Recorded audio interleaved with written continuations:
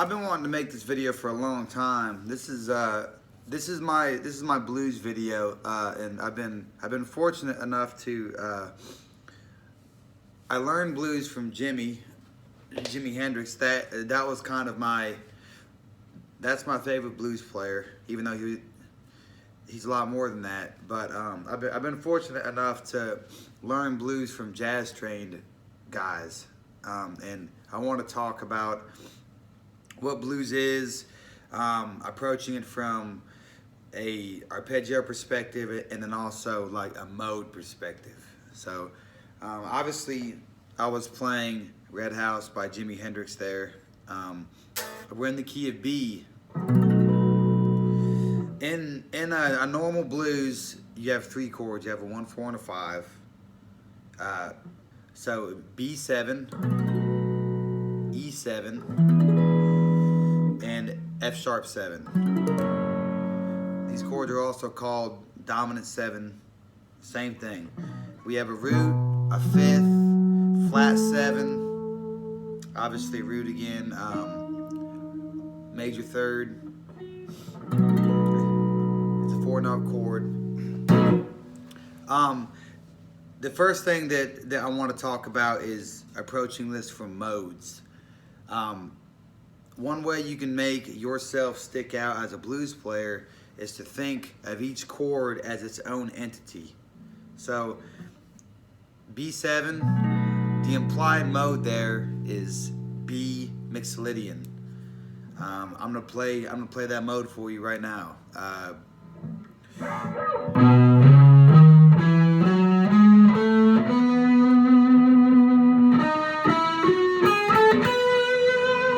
Mixolydian is just a major scale with a flat 7. So let's say you're playing a blues jam, the 1 chord's coming. A Mixolydian line would be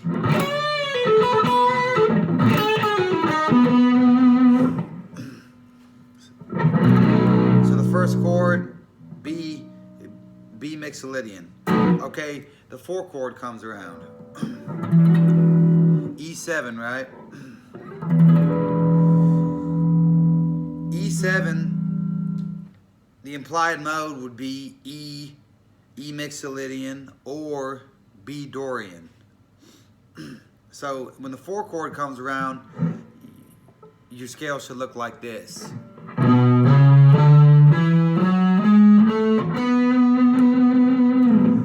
So instead of having a major 3rd, we have a minor 3rd.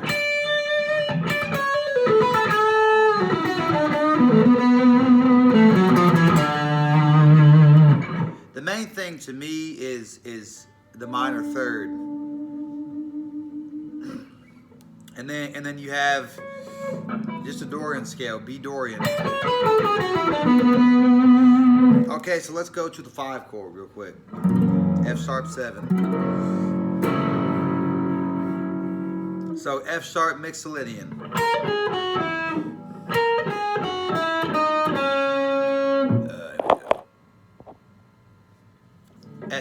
F sharp Mixolydian would look like this.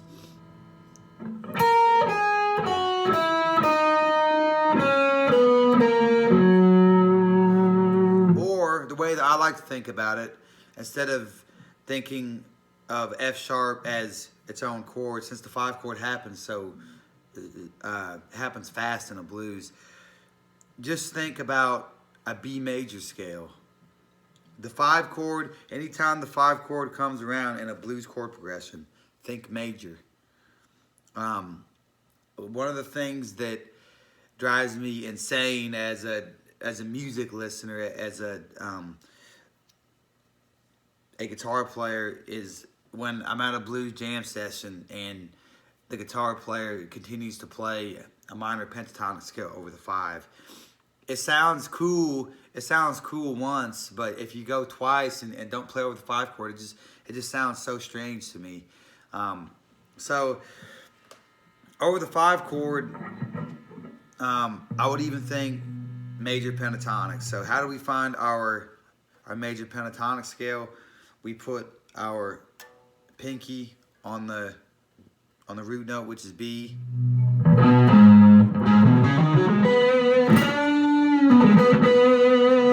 5 chord comes along,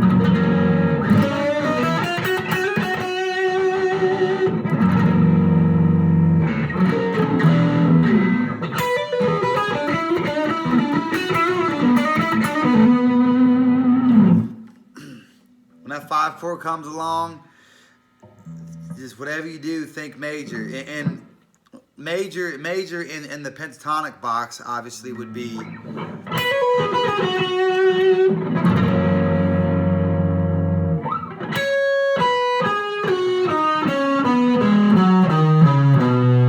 right. So one chord we're doing you can play minor pentatonic over it. It's gonna sound good, but over the one chord, I like to sneak in the major third, obviously the flat 7. Think B Mixolydian, the 4 chord.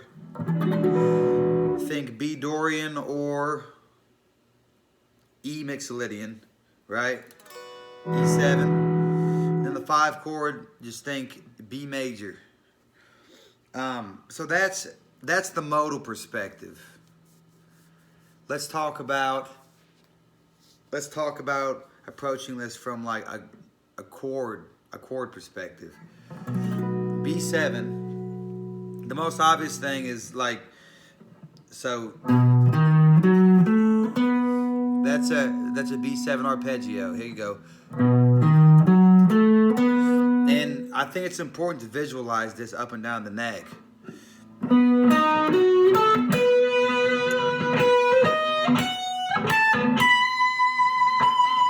Just kind of knowing where that arpeggio is, and then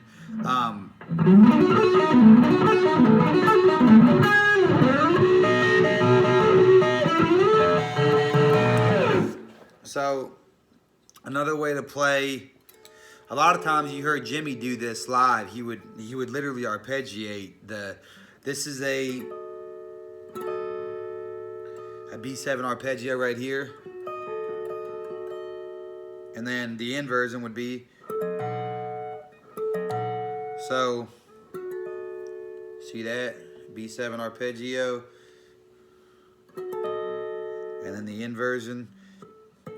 Index finger on 14, ring finger on 16, and bar your index finger. Let's go to the 4 chord. It's the same thing, man. So let's find our root is E. What's our arpeggios right there?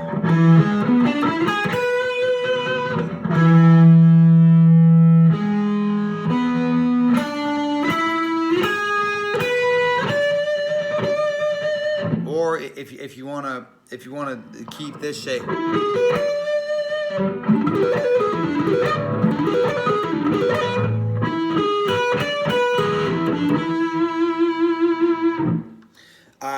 I know it's really cliche, but one of my favorite songs to illustrate that sound, like what is a dominant 7th arpeggio. You're gonna laugh when I do this.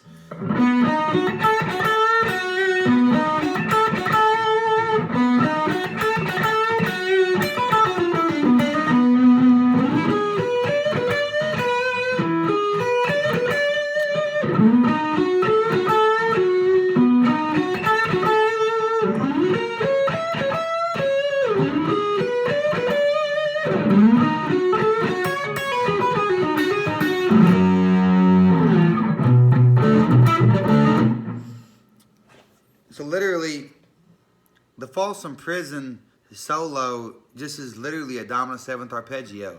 Let's talk about that. That's the 1. Let's go to the 4, which is E. Let's find our E note. 14th fret on the D string. See that? I'm just taking like basically the Hendrix triad and then picking it out individually, and then grabbing the 7th. Obviously the 5 chord is just 2 frets up from the 4 chord.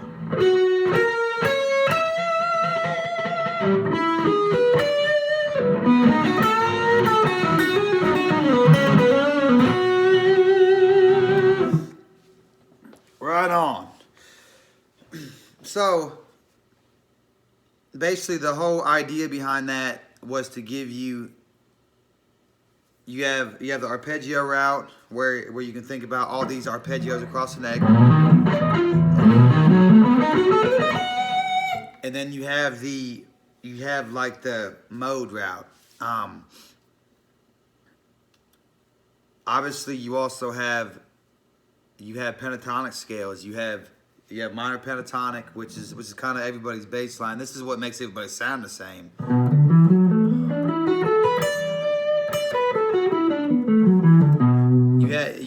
You have the minor pentatonic, right? You have the major pentatonic.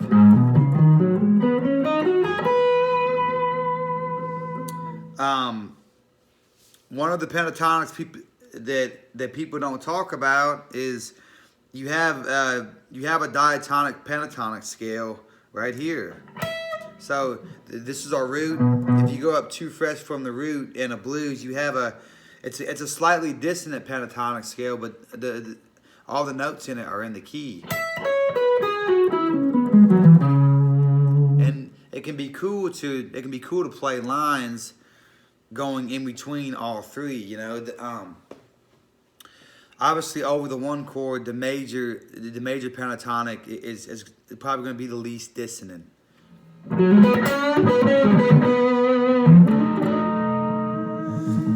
Then you throw in minor pentatonic, it's a little bit more dissonant.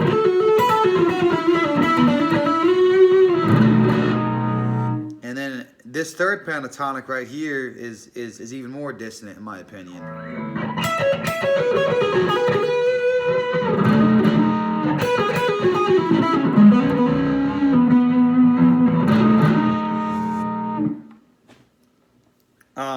What else?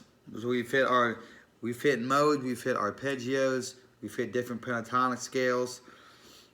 I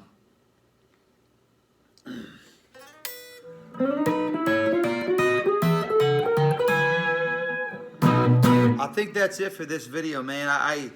The main thing is, don't be the guy that plays the same 5 notes over 3 totally different chords. As a young man, I went through a phase where I always loved the blues, but I went through a phase where I kind of scoffed at it, and I had a jazz trained guitar teacher sit me down one day, and he didn't know about my attitude toward the blues, but he told me, he basically said, yeah, you have 3 separate chords. You have three like dominant 7 chords. You have a lot to play over in a blues, just like in jazz. And it wasn't until I thought about the chords as separate entities to play over that I realized how complex blues can be. I love Stevie Ray Vaughan. I love him to death. I listened to him a lot as a young man.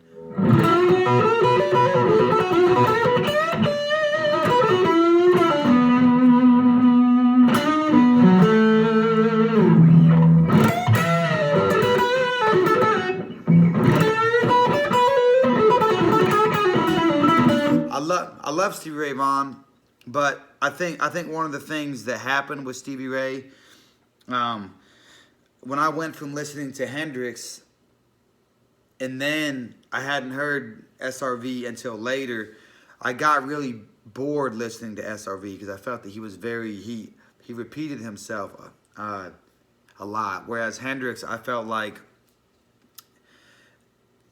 live and even in the studio, Hendrix to me didn't seem as formulaic.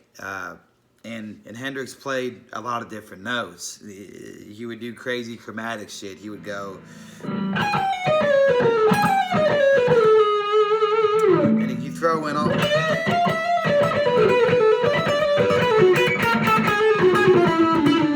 I always felt like with Hendrix, all 12 notes were game, whereas it's not that SRV didn't use all 12 notes, but he used less tonalities than Hendrix, in my opinion. Obviously, do not forget about the flat 5, blues scale flat 5. Right there.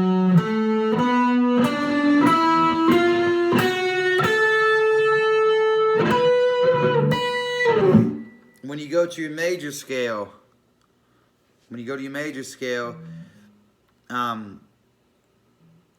even though it's not a flat 5, it's actually a minor 3rd. Add that same note to your major scale. So let's drop back. We're still in B.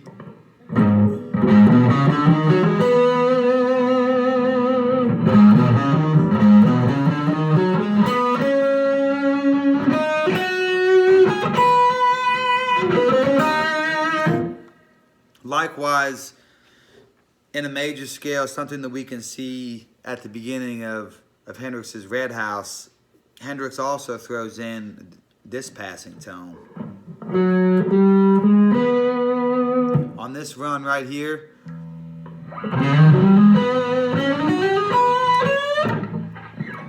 look what he does there. We're in the major scale. We're in the B major pentatonic type thing. We're going.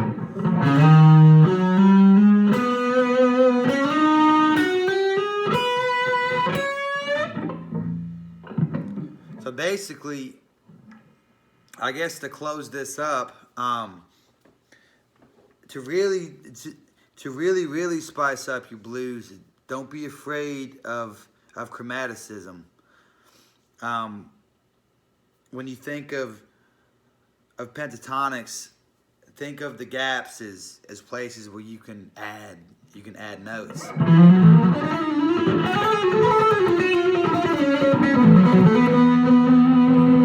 And all the boxes.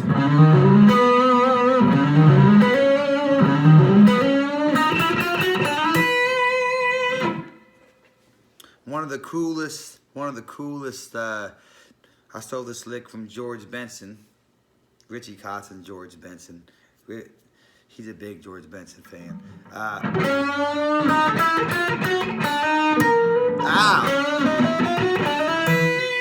One more time.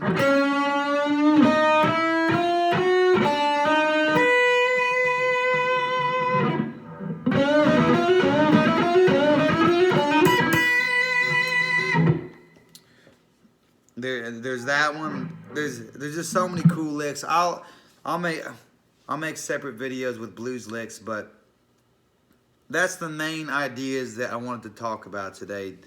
Approaching blues from modes. Obviously, your pentatonic scales, we talked about those, and then arpeggios. Please, for the love of God, don't be that guitar player that only knows the minor pentatonic with the flat 5. It'll sound cool because it'll sound hip, because when the chords change and you're still playing that minor pentatonic, it's still gonna sound cool. Make no mistake. But add the flavors with this knowledge of what the chords are and how to play over those chords. Hope that helps. I will catch you guys next time.